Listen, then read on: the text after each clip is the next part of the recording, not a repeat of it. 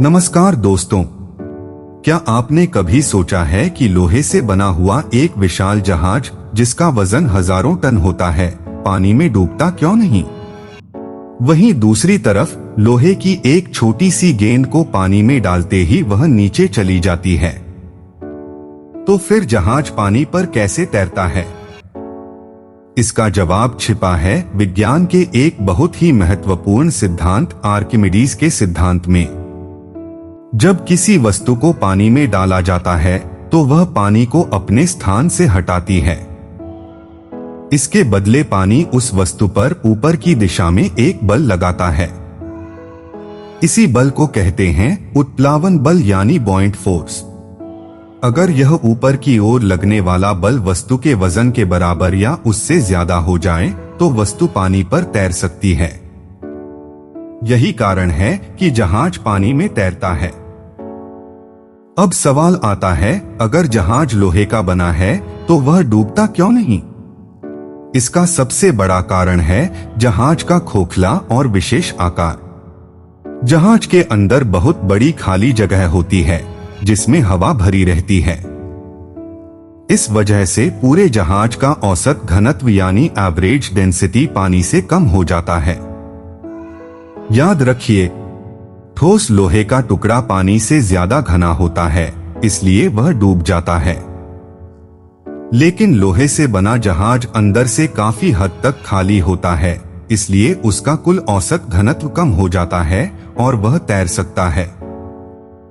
इसे एक आसान उदाहरण से समझते हैं। मान लीजिए आपके पास लोहे की एक गेंद है। जब आप इसे पानी में डालते हैं तो यह बहुत कम पानी को हटाती है।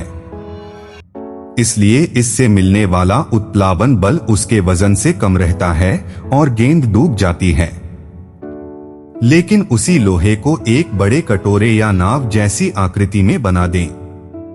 अब वह ज्यादा पानी को अपने स्थान से हटाएगा। जितना ज्यादा पानी हटेगा उतना ही ज्यादा ऊपर की ओर उत्प्लावन बल मिलेगा। जब यह बल जहाज के वजन के बराबर हो जाता है तो जहाज पानी में स्थिर होकर तैरने लगता है।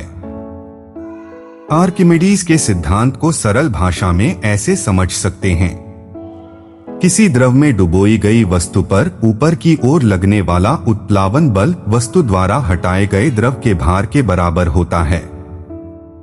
इसी सिद्धांत का इस्तेमाल सिर्फ जहाजों में ही नहीं बल्कि नावों, पनडुब्बियों और कई अन्य चीजों में भी किया जाता है।